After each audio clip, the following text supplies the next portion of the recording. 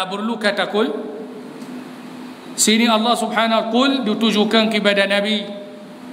Kul, katakanlah olehmu ya Muhammad. Maknanya kul ni fi'l amr dan ditujukan kepada Nabi. Fa'il dia damir, ganti nama, mustatir tersembunyi, takdiruhu anta turujuk kepada Nabi. Tak bolehkah Nabi SAW terus bila nak menampaikan, dia terus akan bertanya man rabbus samawati wal ard? Tak perlu adanya qul. Bila kita baca qul ya ayyuhal kafirun, katakanlah wahai orang-orang kafir, la a'budu ma ta'budun.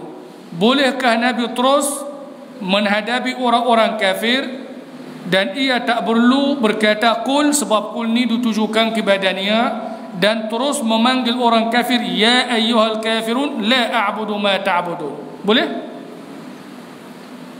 Qul ni ditujukan kepada Nabi. Jadi kalau Nabi SAW boleh masuk syambuk, kalau ada pilihan untuk menampaikan ikut makna atau ikut maksud, maka Nabi tak perlu menampaikan qul man rabbus samawat, terus akan tanya kepada mereka siapa Tuhan langit dan bumi. Man terus. Dalam surah qul ya ayyuhal kafirun, katakanlah wahai orang-orang kafir, Nabi tak perlu kata qul. Bila terus menghadapi orang-orang kafir, ya ayyuhal kafirun terus. Boleh? Tak boleh. Apa yang diwahyukan oleh Allah kepada Nabi mesti ia disampaikan ikut apa yang diturunkan kepada Nabi. Walhal kalau kita menggunakan akal kita, apa gunanya Nabi dia bila menghadap orang-orang kafir dia kata qul ya ayyuhal kafirun? Apa penggunaannya qul di sini?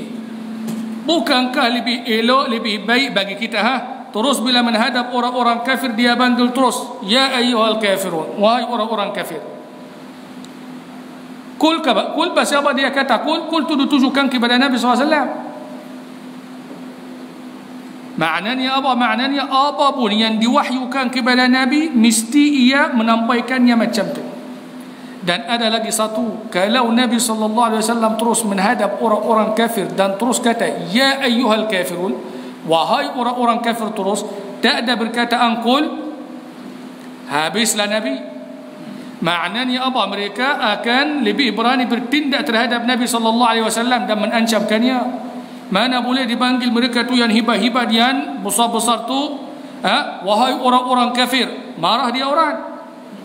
Mereka tak mengaku kafir. Jadi kalau Nabi terus kata ya ayyuhal kafirun, wahai orang-orang kafir, habis kena tumbuk.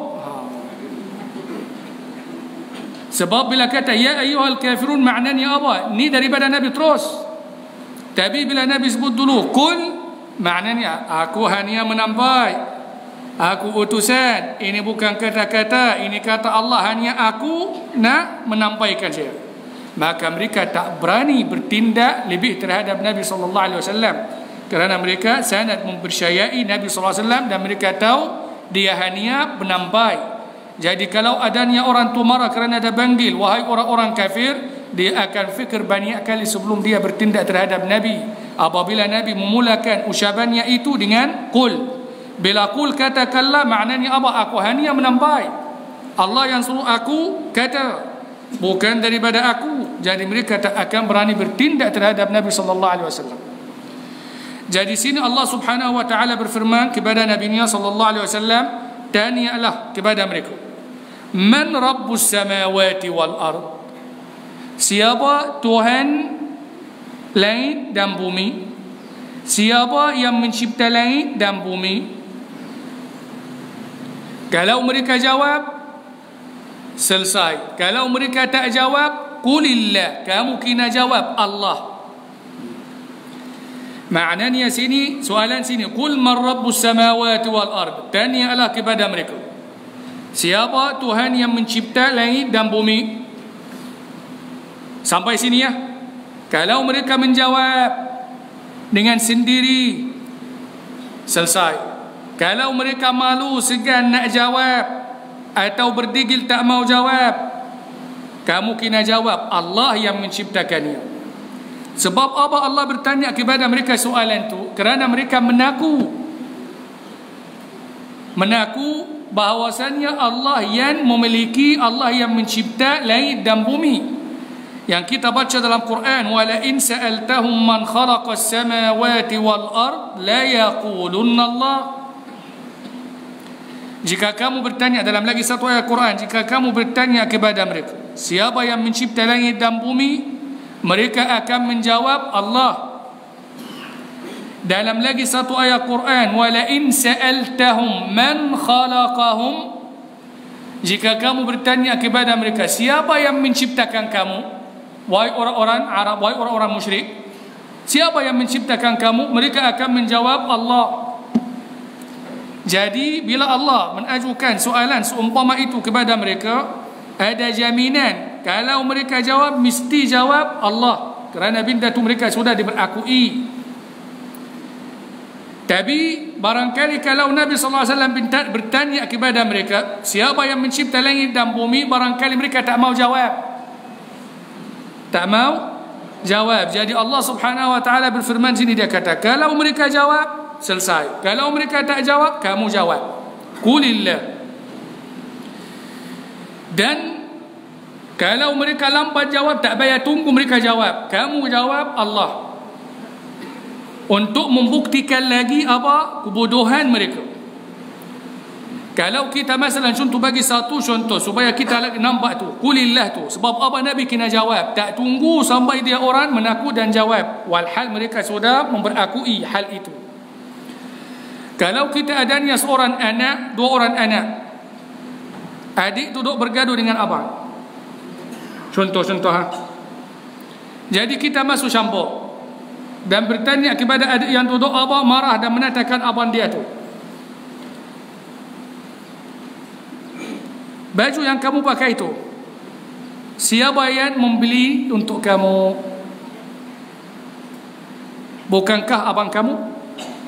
Maknanya apa? Adik ni duduk bergaduh, tak berpuas hati dengan abang dia dan duduk menatakannya, tak hormat kepada abang dia. Jadi kita nak bagi kesedaran kepada adik yang kecil tu, kita kata apa? Kita kata jam yang kamu pakai itu siapa yang beli? Bukan abang kamu yang beli. Maknanya apa? Maknanya bila kita jawab macam tu, kita lagi membuat apa? Menyebabkan seseorang itu lebih lagi insaf dan sedar mengenai kesalahan yang dia lakukan, lebih lagi daripada dia sendiri menjawab. Jadi sini Allah Subhanahu wa taala berfirman, qul man rabbus samawati wal ard qulillah qul afattakhaztum min dunillahi awliya la yamlikuna li anfusihim naf'an wala darra. Katakanlah, wajarkah, batukkah kamu mengambil berlindung-berlindung selain Allah, padahal mereka itu tidak berkuasa mendatangkan manfaat atau mengelakkan mudarat bagi dirinya sendiri. Jadi Allah Subhanahu wa taala suruh nabinya sekali lagi tanya kepada orang-orang musyrik itu, wajarkah kamu menjadikan berhala-berhala itu sebagai berlindung bagi kamu, sedangkan berhala-berhala yang kamu sembah itu, yang kamu mengharapkannya itu, sedikit pun tidak mampu mendatangkan manfaat maupun menolakkan kemudaratan untuk diri mereka sendiri. Allah Subhanahu wa taala dia kata, sebab apa kamu begitu menjadi bodoh? Bila kita sembah sesuatu, bila kita tunduk kepada sesuatu, mau tak mau kita mesti mengharapkan sesuatu kebaikan daripada sesuatu yang kita sembah itu. Kalau kita tunduk kepada orang tertentu, contoh kalau kita tunduk dan ingat dan taat kepada orang tertentu, mau tak mau mesti kita mengharapkan sesuatu manfaat daripada orang tu. ataupun kita takut orang tu mendatangkan kemudaratan atau ancaman, maka kita tunduk dan ingat cakap dia. Jadi Allah Subhanahu wa taala nak bagi tahu, Tuhan-Tuhan yang kamu menjadikannya berlindung itu, Tuhan-Tuhan yang kamu duduk merayu sembah dia, tunduk kepadanya dan duduk berdoa dan merayu dan mengharapkannya itu, yang menjadikannya awliya bagi kamu, sebagai berlindung bagi kamu, sedikit pun Tuhan-Tuhan itu tak mampu untuk mendatangkan sebaran kebaikan atau manfaat kepada diri mereka sendiri. Maklumlah Tuhan yang mereka sembah itu apa? Batu atau kayu. Jadi batu ni atau kayu, siapa yang diangkat menjadikan Tuhan? Mereka sendiri yang mengangkatnya, yang menjadikan Tuhan. Maknanya kalau mereka memahat satu batu, menjadikan dia berhala, dan mereka pula menangkannya menjadi Tuhan, maknanya apa? Mereka sendiri yang buat Tuhan. Bila ambil kayu dan membuatnya berhala, jadi siapa yang lebih tinggi? Yang membuat atau yang dibuat? Membuat, Jadi mereka sendiri ambil batu mana-mana atau potong batu atau ambil kayu dan membuat berhala, dan mereka pula menangkan dia menjadi Tuhan dan duduk sembah pula kepada Tuhan itu. Bodoh tak bodoh? Bodoh, Lebih bodoh dari bodoh. Ini bid'ah hasanah. Hasanah, bid'ah hasanah. Baik. Dia kata la yamlikuna li anfusihim naf'a, tidak mampu mendatangkan sebarang manfaat. Cuba bayangkan kalau batu itu atau berhala itu jatuh. Berhala itu atau Tuhan itu yang diangkat menjadi Tuhan itu mampu tak untuk dia bangun sendiri? Tak mampu. Maknanya kalau hari ini bertiup kuat dan Tuhan yang mereka sembah itu, batu yang mereka sembah itu jatuh, dia akan duduk jatuh macam tu. Dia tak mampu untuk berdiri, maknanya tak mampu mendatangkan sebarang manfaat kepada dirinya. Batu yang besar, yang hebat itu, yang diselak dengan emas yang besar, saya tak sebut yang ada di mana, yang besar tu, katakanlah warnanya sudah apa? Sudah pudar. Warna dia sudah kelabu. Dia duduk kelabu macam tu, Dia nak sapu sendiri tak boleh, Maknanya kalau dia ada dubuka ataupun ada habuka, dia tak boleh mencuci, membersihkan dirinya, Dia orang yang kena mai cuci, La yamlikuna li anfusihim naf'an wala darra. Pernah tak kita bagi tahu mengenai orang Arab Badui yang menghidangkan bagi Tuhan dia, yang menghidangkan bagi berhala dia susu? Ada seorang Arab Badui. Arab Badui ni maknanya orang yang tinggal di kawasan pendalaman, biasa kita orang kampung, tak tahu pasal apa orang kata orang kampung. Kita semua orang kampung, orang bandar semuanya orang kampung. Tapi tak apalah, maknanya orang Arab Badui yang duduk dalam kawasan terpencil lah. Maknanya dia tidak berbelajaran, maknanya dia biasa-biasa. Satu hari dia menghidangkan bagi Tuhan dia atau berhala dia susu.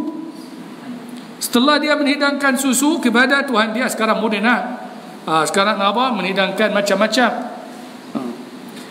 Jadi bila dia menghidangkan susu tu, dia duduk daripada ataupun duduk tak berapa jauh daripada Tuhan dia, berhala dia. Tiba-tiba datang seekor musang. Seekor musang. Dan kita tahu musang tu nakal sikit. Musang tu datang dan minum susu yang dihidangkan kepada berhala tu, kepada Tuhan tu. Bukan itu dia. Setelah dia puas minum susu, dia angkat kaki dia dan kincin atas atas berhala itu. Tuhan apa macam ni, jadi bila dia tindakan musang itu diperhatikan oleh orang Arab tu, orang Arab Badui tu, Dia kata apa tahu dalam syair Arab? Dia kata Arabbun yabulu as-su'lubanu bi ra'sihi laqad zalla man balat alaihi as-sa'alibu. Jadi adakah Tuhan yang membenarkan musang kincin di atas kepala dia? Jadi sehina-hina Tuhan itu yang musang boleh kincin di atas kepala dia. Dan dia membuat keputusan untuk tidak lagi menyembah berhala itu. Jadi tak mampu langsung membelah diri ya. La yamlikuna li anfusihim naf'an wala darra. Pernah kita cerita tak mengenai sebab Islam atau sebab Islamnya Amr bin al-Jamuh, seorang pemimpin Arab, pemimpin Ansar yang menjadi ketua keluarga Bani Salamah. Nama dia Amr bin al-Jamuh. Cara dia masuk Islam macam mana? Dia orang tua. Dan macam sebelum ni kita cakap, biasanya gulunan muda-muda tu yang akan lebih mudah terima kebenaran berbandingkan orang yang sudah tua dan dibesarkan dengan suatu kepercayaan tertentu. Oleh itu sebelum Nabi SAW berhijrah ke Madinah, semua orang-orang tua, semua kenamaan atau orang-orang tua Ansar semuanya dimatikan. Sebab apa? Islam tak berkembang di Makkah. Berbeza dengan Madinah. Nabi SAW duduk selama 11 tahun di Makkah. Bilangan orang yang masuk Islam boleh dikira. Berbeza dengan Madinah. Sebelum Nabi SAW berhijrah ke Madinah, tidak adanya rumah daripada rumah-rumah orang Ansar, melainkan sudah adanya orang yang sudah masuk Islam. Sebab apa? Ni orang Arab, ni pun orang Arab. Sama ha? Ni pun berhala, ni pun berhala juga. Makkah, di Makkah Nabi SAW ataupun yang menjadi penghalang daripada Islam berkembang di Makkah, gulunan tua, orang-orang tua. Di Makkah tu akan adanya Abu Jahl, adanya Utbah bin Rabi'ah, Syaibah bin Rabi'ah, Al-Walid bin Al-Mughirah. Semua orang yang hebat, orang yang tua, yang kekufurannya terlampau, duduk sampai tua bangka dalam keadaan kafir. Maknanya apa? Mereka sukar terima sesuatu kepercayaan ataupun agama yang baru. Oleh itu mereka menjadi penghalang utama dan benar mereka kuat terhadap orang-orang bawahan. Jadi bila Allah Subhanahu wa taala berkehendak untuk Islam berkembang dengan begitu besar di Madinah, maka tercetusnya satu perang, nama dia Harb Bu'as. Setahun sebelum Nabi SAW berhijrah ke Madinah, yang membabitkan orang Aus dengan orang Khazraj, yang kemudian dikenali dengan Ansar. Dalam perang Bu'as itu, semua pemimpin-pemimpin mereka yang tua-tua ni semuanya mati. Tinggal siapa? Tinggal pemimpin yang muda-muda. Sa'ad bin Mu'az, Sa'ad bin Ubadah, Usaid bin Hudayr, As'ad bin Zurarah, semuanya yang muda-muda. Kalau kita baca mengenai keislaman ataupun Islam Sa'ad bin Mu'az dengan Sa'ad bin Ubadah dan Usaid bin Hudayr, pemimpin Aus dengan Khazraj, mereka masuk Islam hanya kerana Mus'ab bin Umair membaca ayat Al-Quran sahaja kepada mereka. Dalam pertemuan pertama mereka, dengan hanya bacaan ayat Al-Quran kepada mereka, kepada Sa'ad bin Mu'az dan Usaid bin Hudayr, mereka masuk Islam dengan serta-merta. Kesannya panjang lebar, kita tak mau lari jauh daripada ni. Maknanya apa? Maknanya Islam di Makkah tu tak berkembang kerana apa? Kerana orang-orang tua, gulunan tua tu ramai, dan ketua-ketua mereka tu yang hidup sampai 70 tahun, 80 tahun, 60 tahun dalam keadaan kafir. Mereka sukar nak terima apa? Kebenaran. Sukar nak terima adanya seorang beringkat anak mereka ataupun kadang-kadang orang sebaya susu mereka yang menjadi ketua bagi mereka. Ikut kepercayaan dia orang, mana boleh tunduk kepada Nabi SAW. Tetapi bila sampai ke Madinah, semua berhala itu tak ada. Oleh itu Islam berkembang dengan begitu besar. Kita kembali kepada berhala-berhala kita ni. Jadi Amr bin al-Jamuh, dia seorang pemimpin keluarga dia Bani Salamah. Semua orang-orang muda dia semuanya masuk Islam. Sa'd bin anak dia nama dia Muaz, dia mempunyai seorang nama dia Muaz, dia masuk Islam. Muaz bin Jabal pun, keluarga dia pun, anak buah dia pun masuk Islam. Semua muda-muda masuk Islam. Tinggal dia seorang berdegil tak mau masuk Islam. Dan dia pula adanya apa? Adanya berhala tersendiri, menjadi kebudayaan orang-orang Arab dulu, orang yang kaya, orang yang berada. Selain daripada Tuhan yang menjadi bablik, maknanya apa? Selain daripada Tuhan-Tuhan yang orang ramai menyembah, masing-masing akan adanya Tuhan beribadi, bersenal di rumah sama sebiji. Maknanya apa? Selain daripada Tuhan-Tuhan yang disembah orang ramai, jadi orang kenamaan ataupun orang yang berkemampuan akan adanya Tuhan sendiri. Jadi Amr bin Jamuh pun ada Tuhan dia, ada berhala dia. Tiap-tiap malam sebelum dia tidur, dia akan mencucikannya, mewangikannya, memastikan dia berada dalam keadaan bersih, wangi. Tuhan tu tak boleh mandi sendiri ya. Jadi Tuhan dia kena mandi dia dan kena memakai wangian. Satu hari setelah dia mewangikannya, dia pergi tidur. Pemuda anak dia sendiri nama dia Muaz, dan Muaz bin Jabal lagi satu sahabat Nabi yang masyhur tu, dan beberapa pemuda keluarga dia ambil Tuhan dia tu. Dia tunggu sampai Tuhan dia Amr bin Jamuh tu pergi tidur lina, dan ambil syuri Tuhan dia tu dan pergi membuangnya di tempat orang duduk qada'il hajah. Duduk membuangkannya di tempat orang ramai, membuang najisah. Dulu tak ada di rumah, tak ada bilik air. Jadi kalau mereka tu nak pergi qada'il hajah tu, akan pergi cari tempat yang rendah, kawasan yang rendah yang berjauhan daripada kawasan perumahan. Oleh itu bila kita baca dalam Al-Quran ayat yang berkaitan dengan tayammum, au jaa ahadun minkum minal ghaiti aw lamastum an-nisa falam tajidu ma'an fatayammamu sa'idan tayyiban. Maknanya au jaa ahadun minkum minal ghait, atau salah seorang daripada kamu datang daripada tempat yang rendah. Apa kena mana tempat yang rendah tu, dia kena asbab ataupun sebab membatalnya wuduk seseorang. Maksud dia apa? Dia kata dia datang daripada tempat yang rendah, maksud dia apa? Dia sudah membuang. Jadi mereka ambil batu tu ataupun berhala itu dan pergi membuangkannya di tempat yang orang ramai qada'il hajat, membuang najis. Bau bagi Amr bin Jamuh cari mana Tuhan dia tak ada. Dia nak pergi nak buat report polis, dia kena tunggu 70 jam. Ini bid'ah, mana ada tak ada. Maknanya apa? Dia pergi, dia tanya siapa yang curi, siapa yang ambil Tuhanku, tak ada siapa mengaku. Dia pergi duduk cari sendiri, akhirnya sekali dia menemuinya di mana, duduk di tanah najis. Dia marah, menamuk, dan dia mengancam, kalau aku tahu siapa yang membuat perbuatan ni, aku akan bunuh. Dia ambil Tuhan dia dan pergi suci, membuat najisah, mensucikannya dan mewangikannya dan letak balik.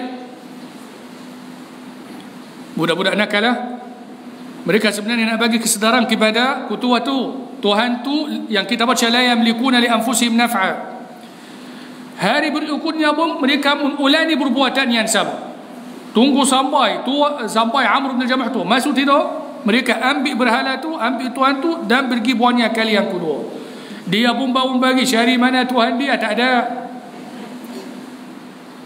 Macam biasa, duduk menamuklah semua, duduk memakai hangun semua tu dan pergi cari. Kali ni mereka buat apa? Mereka ikat Tuhan tu dengan 2 anjing yang mati. Bukan letak dekat najis dia. Mereka ikat Tuhan tu dengan anjing dan letakkannya di tempat semalam, di tempat yang najis. Jadi bila dia pergi tengok Tuhan dia tu duduk sekali dengan anjing yang mati, diikat sekali, duduk di tempat yang begitu kotor, baru dia sedar. Dia kata, Tuhan apa macam ni? Si kita lupa bagi tahu, Bila dia sudah tak tahu siapa yang melakukan perbuatan tu, dia buat apa tahu? Satu hari sebelum dia tidur, setelah dia mencuci dan membersihkannya, dia ambil bedan dia dan disangkut di leher Tuhan tu. Dia kata, aku tak boleh tahu, aku tak tahu siapa yang buat tu terhadap kamu. Kamu bertahankan diri ya. Dia ambil bedan dia dan sangkut. Dia kata, aku sendiri tak tahu siapa yang buat, jadi kamu sendiri kena bertahankan diri. Dan ini bedannya. Bila esok hari pergi syari nampak Tuhan dia tu terikat sekali ataupun diikat sekali dengan anjing, baru dia sedar Tuhan tu tak ada guna, dan baru dia masuk Islam. Baik. Sebenarnya tu kalau kita cakap syirk tabnini dulu, dan orang dulu duduk mengharapkan atau menyembah berhala, dan kita sekarang tu menambahkannya satu perbuatan yang amat bodoh. Sebenarnya sekarang pun kadang-kadang manusia mendewakan atau menjadikan juga harapan atau berlindung. Selain sekarang ni mungkin jarangnya sekarang adanya orang yang menyembah berhala, ada masih lagi, tapi juga ada bermacam-macam jenis Tuhan, bermacam-macam jenis yang kita dituhankan ataupun menjadikan dia Tuhan tanpa disedari. Bila kita terlalu mengharapkan seorang tertentu dan harapan kita terlampau terhadap seseorang tertentu, maknanya tanpa disedari kita mentuhankannya. Dan bila kita terlalu mengharapkan sesuatu daripada orang, atau kita mengharapkan perlindungan seseorang itu sampai kita seolah-olah lupa adanya Allah Subhanahu wa taala yang sebenarnya yang perlu ia diharapkan. Tak menjadi masalah kita minta tolong orang, memang tak jadi masalah langsung. Bahkan kita digalakkan, dan Nabi sallallahu alaihi wasallam pun menggalakkan supaya orang kalau dapat membantu orang boleh bantu. Khairun nas anfa'uhum linnas. Sebaik-baik manusia yang memberi manfaat kepada manusia. Tapi kesalahannya bila kita terlalu mengharapkan seseorang itu sampai kita kalau orang tu tak bantu habislah aku. Maka sini tanpa disedari kita mendewakan atau mentuhankan seseorang itu ataupun sesuatu itu tanpa disedari. Sedangkan orang tu sendiri tak mampu mendatangkan bagi dirinya satu manfaat pun. Kalau orang tu sendiri tak berdaya, tak mampu untuk memperoleh satu manfaat untuk dirinya. Dan juga kalau orang yang kita terlalu mengharap itu diancam dengan sesuatu, dia sendiri tak mampu untuk mengelakkan kemudaratan itu. Baik, jadi la yamlikuna li anfusihim naf'an wala darra. Qul hal yastawi al-a'ma wal basir? Katakanlah kepada mereka, adakah sama orang yang buta dengan orang yang cilik? Sudah pasti tak sama. Am hal tastawi az-zulumat wan nur? Adakah sama gelap dengan cahaya, kegelapan dengan cahaya? Dan sesiapa pun dia tetap akan kata tak sama. Orang yang cilik dengan orang yang buta tak sama. Kegelapan dengan cahaya tak sama. Maksud dia apa sini? Al-a'ma rujuk kepada orang kafir, al-basir rujuk kepada orang Islam, orang yang beriman. Adakah sama orang-orang yang beriman dengan orang yang kafir? Orang yang kafir tu a'ma. Kerana apa? Kerana dia tak dapat mengenali Allah Subhanahu wa ta'ala. Kerana dia buta daripada melihat kuasa Allah Subhanahu wa ta'ala. Jadi al-a'ma sini yuqsadu biha al-kafir. Al-basir dirujukkan kepada orang yang beriman. Jadi adakah sama orang yang kafir dengan orang yang beriman? Adakah sama orang yang buta dengan orang yang cilik? Tak sama. Maka juga tidak sama orang yang beriman dengan orang yang kafir. Qul hal yastawi al-a'ma wal basir am hal tastawi az-zulumat wan nur? Adakah sama al-kufr wal iman? Az-zulumat rujuk kepada al-kufr, kekufuran, kufur.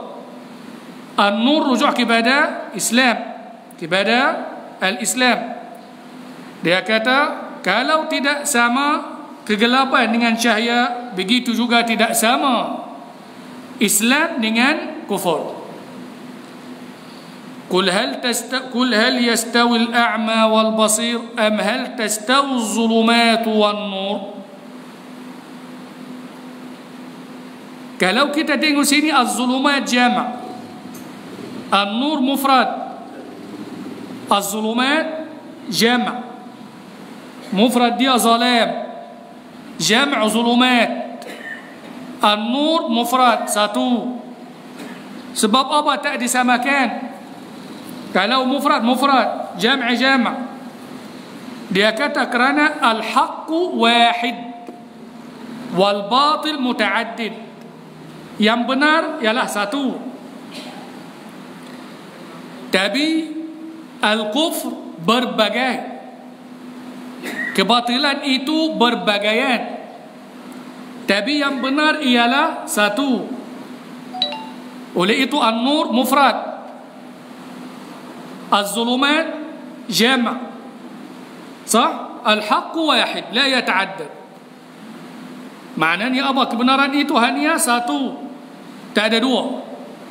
Tapi kebatilan, kekufuran bermacam-macam.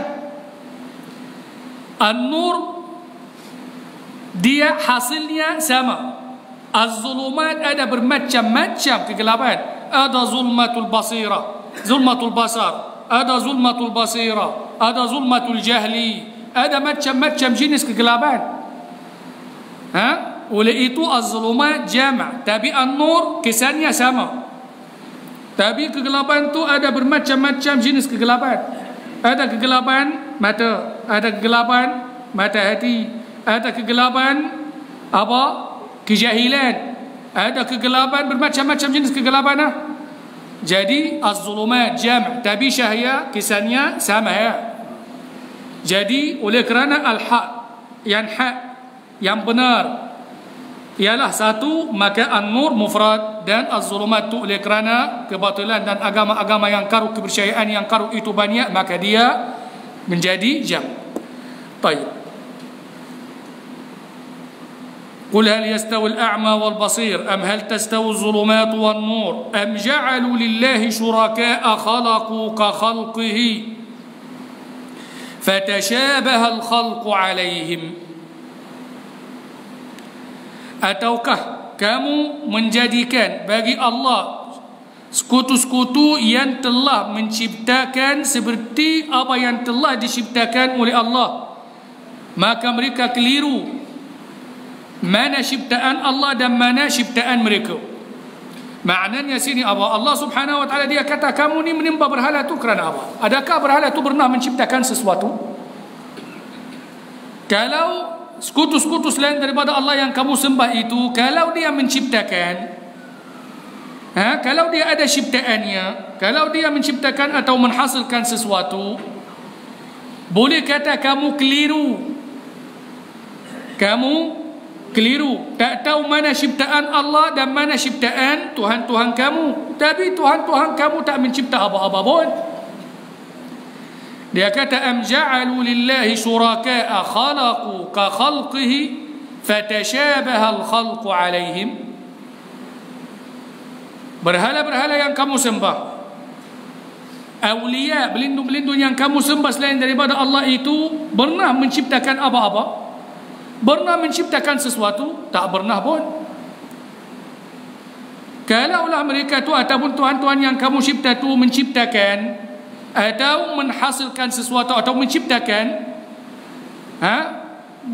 boleh kata sudah keliru. Benda ni ciptaan Allah kah ciptaan Tuhan-Tuhan mereka? Tapi Tuhan-Tuhan mereka tu tak menciptakan apa-apa pun, dan tak mampu untuk menciptakan apa-apa pun. Seekor lalat pun tak mampu untuk diciptakan. Kita baca dalam surah Al-Hajj, innal ladzina tad'una min dunillahi lan yakhluqu zubaban walau ijtama'u lahu wa in yaslubuhum az-zubabu shay'an la yastanqizuhu minhu da'ufa at-talibu wal matlub.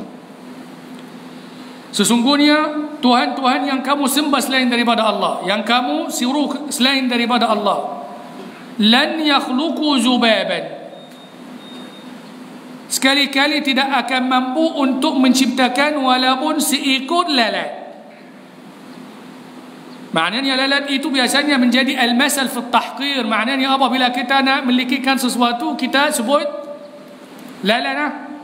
Dia kata apa? Tuhan-Tuhan yang kamu sembah semuanya selain daripada Allah tu, Kalau mereka semua bergandeng bahu antara satu sama lain untuk menciptakan lalat, seekor lalat, mereka tidak akan mampu untuk menciptakannya. Dan ikut bahasa ayat tu dia kata lan. Lan tu apa? Menafikan al-mustaqbal, menafikan masa yang akan datang. Maknanya apa? Ini tahaddi, ini cabaran. Maknanya apa? Tak pernah mencipta dan tak akan mampu untuk mencipta. Manusia maju macam mana pun, mampu tak dia menciptakan seekor lalat? Dengan apa? Dengan apa? Kecilnya lalat itu, dan ada dalam dia tu bermacam-macam organ. Sebab apa sebut lalat tak sebut gajah? Contoh gajah tu besar kan? Sebab apa tak sebut gajah bila nak membuat satu perumpamaan? Gajah tu dia lebih mudah berbandingkan, tak ada Allah, tak ada mudah, tak mudah bagi Allah. Tapi ini sebagai contoh. Kalau gajah tu badan dia besar, rongga dia banyak besar, jadi nak letak jantung kan, nak letak usus kan, nak letak apa hati dia kan, nak letak apa mudah ha? Tapi lalat itu kecil, tapi kalau kita baca mengenai ciptaan dia dan organ-organ yang ada dalam diri dia tu, cukup hebat Allah Subhanahu wa taala. Kalau kita tengok manusia semakin maju, semakin ciptaannya akan diberkecilkan. Dulu bila mula-mula dulu membuat komputer besar mana? Satu bilik komputer tu kena ada bilik. Bila maju duduk apa berkecilkan sampai jadi apa? iPad. Betul tak?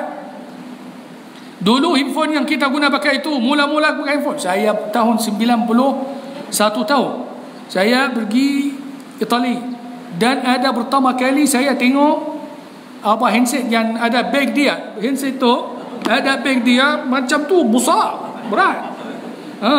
Dan pula dia kena charge tu. Jadi nak telefon tu dia memang kena macam impact telefon tu tahun 91. Sekarang cuba tengok, bila manusia maju, kecilnya berapa, kemajuan tu akan menyebabkan benda yang dihasil tu kecil. Tengok dulu kamera besar mana, sekarang tu kamera kecil lah. Betul tak? Baik. Jadi maknanya bila Allah membuat perumpamaan lalat itu, bukan saja Allah membuat perumpamaan lalat. Kalau kita baca mengenai fisiologi lalat itu cukup dahsyat. Biasanya kalau tak apalah, tak banyak sana, sebab sebenarnya anak kena pergi awal. Jadi sini dia kata apa? Tuhan yang kamu sembah selain daripada Allah tidak mampu untuk menciptakan walaupun seekor lalat. Dalam ayat yang saya baca tadi tu dia kata, dan seandainya lalat itu dia membawa sesuatu lari daripada Tuhan kamu itu, Tuhan kamu semua tak mampu untuk menangkapkan dia dan menembali benda yang dia curi. Maknanya apa? Maknanya kalau lalat itu membawa sesuatu dengan kaki dia, membawa sesuatu lari daripada Tuhan selain daripada Allah, mereka tak mampu untuk mengejarkannya dan menembali apa yang dia curi. Maknanya apa? Tak ada ciptaan apa-apa pun. Kalau ada ciptaan boleh, ciptaan tu menyebabkan kamu ada kesamaran. Mana ciptaan Allah, mana ciptaan Tuhan selain daripada Allah. Maksud dia apa lagi? Am ja'alu lillahi syuraka'a khalaqu ka khalqihi fatashabaha al-khalqu alaihim.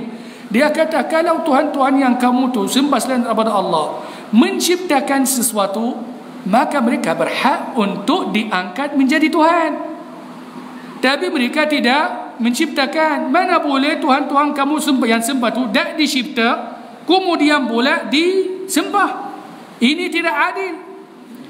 Allah sebagai Khaliq Maha Pencipta, jadi layak untuk disembah. Tuhan kamu tidak menciptakan apa-apa, mana boleh pula disembah dan dibersekutukan dengan Allah yang Maha Pencipta. Am ja'alu lillahi syuraka'a khalaqu ka khalqihi fatashabaha al-khalqu alaihim. Qulillahu khaliqu kulli syai. Katakanlah, mereka kalau jawab. Kalau mereka buat digil tak mau jawab, kamu jawab sendiri. Katakanlah Allah yang menciptakan segala-galanya. Qulillahu khaliqu kulli syai. Maknanya tiap-tiap sesuatu hanya diciptakan oleh Allah Subhanahu wa ta'ala. Qulillahu khaliqu kulli syai wa huwa al-wahidul qahhar. Dan dia Allah yang Maha Esa lagi Maha berkasar. Baik. Ayat seterusnya sudah hafalah. Ayat seterusnya kita tangguhkan minggu depan kerana memang ada kerja penting, jadi kena habis awal. Tapi tak awal pun kita nak baca pun tak dan. Jadi setakat itu aku qauli hadza wa astaghfirullahal azim li wa lakum wallahu a'lam bis-shawab. Kita nak doa bismillahirrahmanirrahim. Alhamdulillahirabbil alamin wassalatu wassalamu ala asyrafil khalqi ajma'in sayyidina Muhammad wa ala alihi wa sahbihi wa baraka wa sallam. Allahumma la tad'a lana dhanban illa ghafarta wa la 'ayban illa satarta wa la daynan illa qadayta wa la hamman illa farajta. Tahassalna bizil 'izzati wa i'tasamna bi rabbil malakut wa tawakkalna 'ala al-hayy alladhi la yamut. Allahumma irfa' 'anna al-waba'a wal bala'a wa lutfaka wa latif innaka 'ala kulli shay'in qadir. Rabbana atina fid dunya hasanatan wa fil akhirati hasanatan wa qina 'adhaban nar. Sallallahu alaihi wasallam. الحمد لله رب العالمين.